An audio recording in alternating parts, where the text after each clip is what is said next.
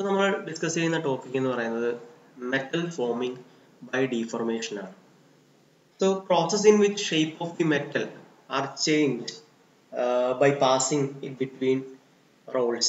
ശരിക്കും പറഞ്ഞാൽ നമ്മൾ റോളിങ്ങിനെ കുറിച്ച് പറയുകയാണെങ്കിൽ നമ്മൾ റോൾസിന്റെ ഇടയിലൂടെ നമ്മൾ നമ്മുടെ മെറ്റലിനെ പാസ് ചെയ്യിപ്പിച്ചിട്ട് നമുക്ക് വേണ്ട ഷേപ്പിലേക്ക് അല്ലെങ്കിൽ നമുക്ക് വേണ്ട ഷീറ്റ് ആയിട്ടുള്ള പ്രോസസ്സിലേക്ക് കൊണ്ടുവരിക ആണ് ശരിക്കും റോളിംഗ് എന്ന് പറയുന്നത്.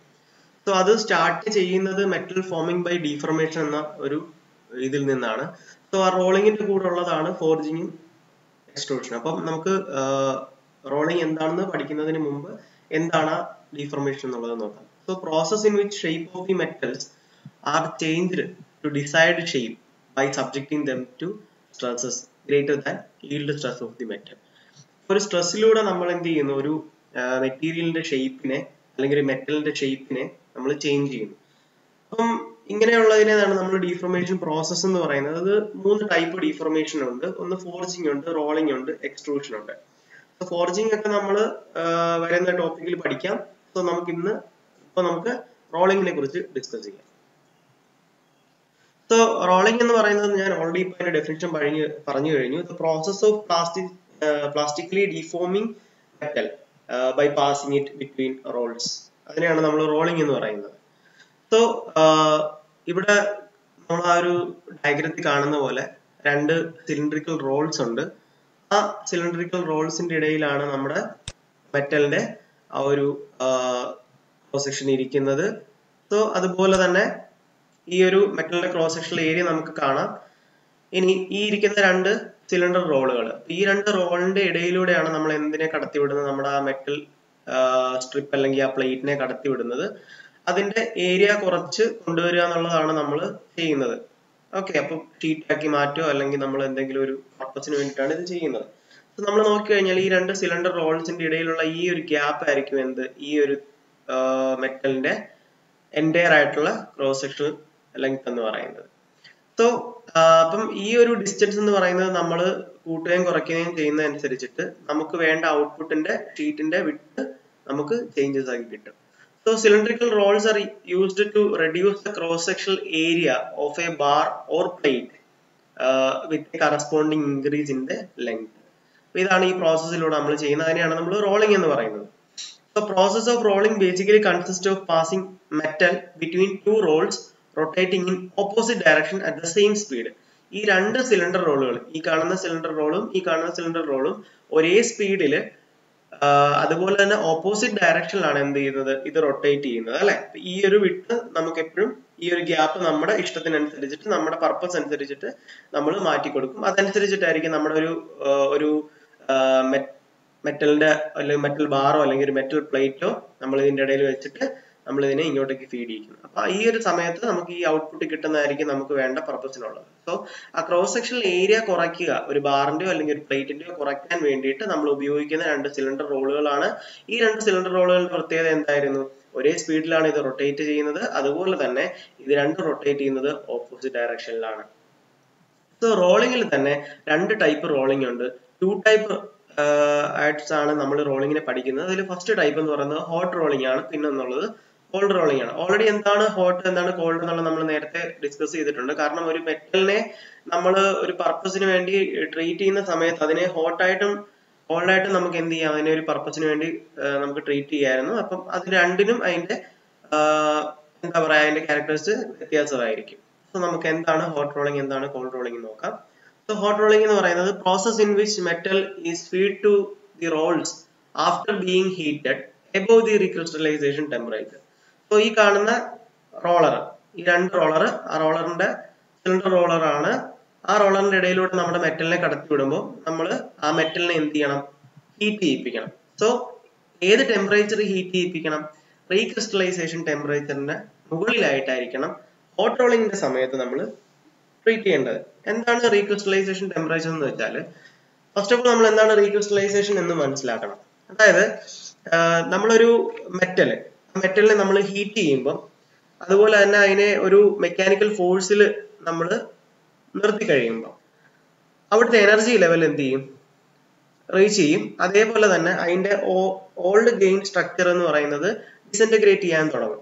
അപ്പൊ ആ സമയത്ത് നമ്മൾ ഇതിലൂടെ പ്രസ് ചെയ്ത് കടത്തി വിടുന്ന സമയത്ത് ആ മെറ്റീരിയലിന്റെ പുതിയ ന്യൂ ഗ്രെയിൻ സ്ട്രക്ചർ എന്ന് പറയുന്നത്, അതായത് റെഡ്യൂസ്ഡ് ആയിട്ടുള്ള അതിന്റെ ഗ്രെയിൻ സൈസ് ഫോം ചെയ്യാൻ തുടങ്ങും. അപ്പൊ അങ്ങനെ ഫോം ചെയ്യുന്ന ആ ഒരു ഫിനോമിനയാണ് നമ്മൾ റീക്രിസ്റ്റലൈസേഷൻ എന്ന് പറയുന്നത്. സോ ആ ഫിനോമിന നടത്താൻ സാധിക്കുന്ന ഒരു ടെമ്പറേച്ചർ ഒരു മെറ്റലിന്റെ ഉണ്ടാവും. ഇപ്പം നമ്മൾ സ്റ്റീൽ എടുക്കുകയാണെങ്കിൽ ആ സ്റ്റീലിന് 400 to 600 ഡിഗ്രി സെൽഷ്യസ് എന്ന് പറയുന്ന റേഞ്ച് ആയിരിക്കും അതിന്റെ റീക്രിസ്റ്റലൈസേഷൻ ടെമ്പറേച്ചർ. സോ ആ മെറ്റലിനെ റീക്രിസ്റ്റലൈസേഷൻ ടെമ്പറേച്ചർ സെറ്റ് ചെയ്തതിന് ശേഷമാണ് നമ്മൾ റോളറിലൂടെ കടത്തി വിടുന്നതെങ്കിൽ നമുക്ക് നമ്മുടെ ഈ ഹോട്ട് റോളിംഗ് പർപ്പസ് ഈസി ആയിട്ട് തന്നെ നടത്താൻ സാധിക്കും. അപ്പം നമ്മളിവിടെ ഏത് മെറ്റലാണോ ഉപയോഗിക്കുന്നത് ആ മെറ്റലിന് ഒരു റീക്രിസ്റ്റലൈസേഷൻ ടെമ്പറേച്ചർ ഉണ്ടാവും. ആ ടെമ്പറേച്ചറിലാണ് നമ്മൾ ഇതിനെ റോൾ ചെയ്ത് വിടുന്നതെങ്കിൽ അപ്പോഴാണ് നമുക്ക് ആ ഹോട്ട് റോളിങ്ങിന്റെ പക്ക ക്യാരക്ടർ ആയിട്ട് നമുക്ക് കിട്ടുന്നത്.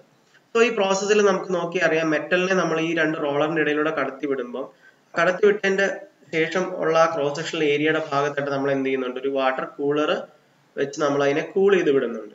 സോ അപ്പൊ ഈ ഒരു പോർഷൻ ആണ് ഹീറ്റഡ് ആയിട്ടുള്ളത്. ആ ഹീറ്റഡ് പോർഷനെയാണ് നമ്മൾ റോൾ ചെയ്യിപ്പിച്ച് വിടുന്നത്. നേരത്തെ കണ്ട റോളിങ്ങിന്റെ അതേ സെയിം ക്യാരക്ടർ തന്നെയാണ് ഇവിടെയും വരിക. കാരണം രണ്ട് റോളർ റൊട്ടേറ്റ് ചെയ്യുന്നത് ഓപ്പോസിറ്റ് ഡയറക്ഷനിലായിരിക്കും, സെയിം സ്പീഡ് ആയിരിക്കും. ഓക്കെ, ഇതാണ് ഹോട്ട് റോളിംഗ് എന്ന് പറയുന്നത്. കോൾഡ് റോളിംഗ് എന്തായിരിക്കും? സാധാരണ മെറ്റലിനെ നമ്മൾ എന്ത് ചെയ്യുന്നു, റോളിങ്ങിന്റെ റോളേഴ്സിന്റെ ഇടയിലൂടെ കടത്തിവിട്ട് അതിന്റെ ഏരിയ കുറച്ച് നമ്മൾ നമ്മുടെ പർപ്പസിനായിട്ട് എടുക്കുന്നത്. അപ്പൊ അതിനെ ഡെഫിനിഷൻ ആയിട്ട് പറയാം ബിലോ ദ റീക്രിസ്റ്റലൈസേഷൻ ടെമ്പറേച്ചർ എന്ന് നമുക്ക് പറയാം. ഇതാണ് ഹോട്ട് റോളിംഗും കോൾഡ് റോളിംഗും. ഇനി പലതരം ടൈപ്പ് ഓഫ് റോളിംഗ് മിൽസ് ഉണ്ട്. അതാണ് ഇവിടെ കൊടുത്തിരിക്കുന്നത്. 2 ഹൈ മില്ലുണ്ട്, 3 ഹൈ മില്ലുണ്ട്, 4 ഹൈ ഉണ്ട്, ക്ലസ്റ്റർ ഉണ്ട്, ടാൻഡം ഉണ്ട്. അപ്പൊ എന്താണ് 2 ഹൈ മില്ല്? നമ്മൾ ഓൾറെഡി ഇപ്പൊ കണ്ടതാണ് 2 ഹൈ റോളിംഗ് മില്ല് എന്ന് പറയുന്നത്. അതായത് 2 സിലിണ്ടർ റോള്, ആ സിലിണ്ടർ റോളിലൂടെ നമ്മൾ മെറ്റലിനെ കടത്തി വിടുന്നു. ആ മെറ്റലിന്റെ ഈ ഇവിടുത്തെ ഗ്യാപ്പ് അനുസരിച്ചിട്ടായിരിക്കും നമ്മൾ ഇതിന്റെ ക്രോസ് സെക്ഷണൽ ഏരിയ കുറച്ച് കൊണ്ടുവരുന്നത്. ഇവിടെ 2 റോൾസ് ഉണ്ടാവും. അതുപോലെ ലോവറിൽ കാണുന്ന ഈ ഒരു റോൾ ആയിരിക്കും ഫിക്സ് ചെയ്തിരിക്കുന്നത്. അപ്പർ റോൾ എന്ന് പറയുന്നത് നമുക്ക് ഇവിടുത്തെ സ്പേസ് കൂട്ടാനും കുറയ്ക്കാനും വേണ്ടിയിട്ട് ഇതിനെ എന്ത് ചെയ്യാം, ഈ ഒരു റോളറിനെ അഡ്ജസ്റ്റ് ചെയ്യാൻ പറ്റും. So both the rolls rotate at the same speed but in opposite direction. നമ്മൾ നേരത്തെ പറഞ്ഞ പോലെ തന്നെയാണ്. ഇതാണ് 2 ഹൈ മില്ല്. അതാണ് നമ്മൾ ഇത്ര നേരം കണ്ടിരുന്നത്. ഇനി എന്താണ് 3 ഹൈ മില്ല്? 3 ഹൈ മില്ല് എന്ന് പറയുമ്പോൾ 3 റോൾസ് വരും. ഈ ഫിഗറിൽ നമുക്ക് കാണാം 3 റോൾസ് ഉണ്ട്. ഈ റോൾസിന്റെ ഇടയിലൊക്കെ നമ്മൾ എന്ത് ചെയ്തിരിക്കുന്നു, നമ്മുടെ മെറ്റലിനെ വെച്ചിട്ട് നമ്മുടെ പർപ്പസ് ചെയ്തുമാണ് ഇവിടെ. സോ 3 റോൾസ് ആണ് പൊസിഷൻ ചെയ്തിരിക്കുന്നത്, 1 ഓവർ അനദർ. അതുപോലെ തന്നെ അപ്പർ ആൻഡ് ലോവർ റോൾസ് ഒരേ ഡയറക്ഷനിലായിരിക്കും. അപ്പറും ലോവറും, അപ്പർ റോളും ലോവർ റോളും ഒരേ ഡയറക്ഷനിൽ റൊട്ടേറ്റ് ചെയ്യും. ഇത് മാത്രം ഓപ്പോസിറ്റ് ആവും. അതുപോലെ മിഡിൽ റോൾ എന്ന് പറയുന്നത് ഫിക്സ് ചെയ്തിരിക്കുന്നതാണ്. ഈ മിഡിൽ റോൾ ഫിക്സ് ചെയ്തിരിക്കുന്നതാണ്. അപ്പറും ലോവറിലുള്ളത് നമുക്ക് മുകളിലോട്ടും താഴോട്ടും അഡ്ജസ്റ്റ് ചെയ്ത് ഇവിടുത്തെ 2 സൈഡിലത്തെ ഗ്യാപ്പിനെ നമുക്ക് ഫിക്സ് ചെയ്യാം. So upper and lower rolls are move to adjust the roll gap. ഞാൻ ഇപ്പൊ പറഞ്ഞത് തന്നെയാണ് അവിടെ കൊടുത്തിരിക്കുന്നത്. സോ നെക്സ്റ്റ് വൺ എന്ന് പറയുന്നത് 4 ഹൈ മില്ലാണ്. അപ്പൊ എന്തായാലും 4 റോൾസ് ഉണ്ടാവും. 2 റോൾസ് ആർ വർക്കിംഗ് റോൾസും ആൻഡ് അനദർ 2 ആർ ബാക്കപ്പ് റോൾസും ആയിരിക്കും. കാരണം ഈ ഡിഫ്ലക്ഷൻ ഒക്കെ ഉണ്ടാകുന്ന സമയത്ത് ഈ മെറ്റലിന്റെ സൈസ് കൂടുന്നതനുസരിച്ചിട്ട് നമ്മൾ ഉപയോഗിക്കുന്ന റോൾസിന് ഒരു ബാക്കപ്പ് കൊടുക്കേണ്ടതായിട്ടുണ്ട്. അപ്പൊ അങ്ങനെ വരുന്ന 2 റോൾസ്, ആ റോൾസിന് രണ്ടിനും എന്ത് കൊടുക്കുന്നുണ്ട്, ഒരു ബാക്കപ്പ് റോൾ കൊടുക്കുന്നുണ്ട്. അപ്പൊ ഇതാണ് വർക്ക് ചെയ്യുന്ന റോള്.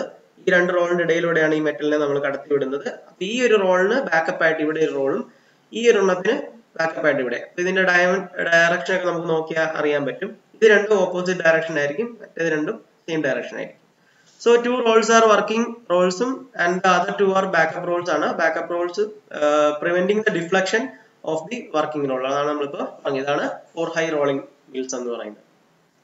ഇനിയുള്ളത് ക്ലസ്റ്റർ മില്ലാണ്. ക്ലസ്റ്റർ മിൽ എന്ന് പറയുന്നത് used for rolling very thin sheet or foil. Foil ഉണ്ടാക്കാൻ അല്ലെങ്കിൽ വെരി തിൻ ഷീറ്റ് ഉണ്ടാക്കാൻ വേണ്ടിയിട്ടാണ് നമ്മൾ ക്ലസ്റ്റർ മിൽ ഉപയോഗിക്കുന്നത്. ഇവിടെ നോക്കിക്കഴിഞ്ഞാൽ ഇതാണ് വർക്കിംഗ് റോൾസ്. ഈ ഗ്രേ കളറിൽ കാണുന്ന ഈ 2 റോളുകളാണ് വർക്കിംഗ്. ഇതിന്റെ 2 എണ്ണം ബാക്കിൽ കൊടുത്തിട്ടുണ്ട്, ഇവിടെ 2 എണ്ണം ബാക്കിൽ കൊടുത്തിട്ടുണ്ട്. അതെന്ന് പറയുന്നത് എന്തായിരിക്കും, ബാക്കപ്പ് റോൾസ് ആയിരിക്കും. So it consists of a pair of working rolls of very small diameter supported by a number of backup rolls on either side. അതായത് നമ്മൾ ഈ കൊടുത്തിരിക്കുന്നതാണ് അവർ ഉദ്ദേശിക്കുന്നത്. അതിനെയാണ് നമ്മൾ ക്ലസ്റ്റർ മിൽ എന്ന് പറയുന്നത്.